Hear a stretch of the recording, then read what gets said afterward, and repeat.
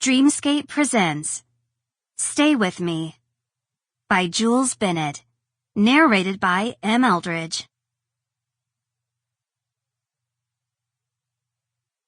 Chapter 1. Get in, get out, get the job done. The mantra Olivia Daniels lived by had taken her from small-town girl to kick-ass city woman, stepping over men on her way to the top. So many from this tiny suburb of Savannah said she wouldn't make it when she set out at 18 to start her adult life in a big city. She'd intended to prove them all wrong, and she was one promotion away from having all her goals met. Olivia had certainly never planned to return to Haven, Georgia ever again. Yet here she stood, at the very same place that held so much of her past. Glancing around the open airfield, Olivia squinted behind her sunglasses at the bright morning sun. The hangars, if that's what people called the old rusted metal heaps, sat next to another building that was just as run down.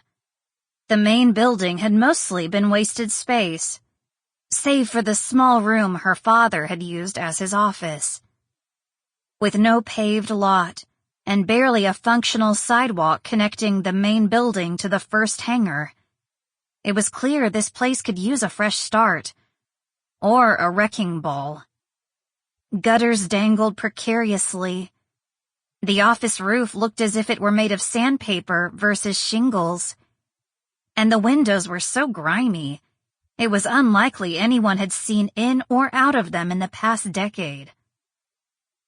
The only positive thing Olivia could say is the landscaping didn't look as mistreated, if wildflowers counted as landscaping. There were tulips and daffodils popping up as far as the eye could see, which was pretty far, considering this dump was in the middle of God-forsaken nowhere. So what if Haven was her hometown? She wasn't one to look at the world through rose-colored glasses, and even if she were, she doubted that they could help this heap. A twinge of guilt coursed through her at her initial thoughts since leaving so long ago. This had been her father's life. Literally. He spent every single day at this airport, leaving Olivia and her mother mostly alone. He claimed it was for the income, but they hadn't had much, so she always figured he'd just rather avoid. Sample complete. Ready to continue?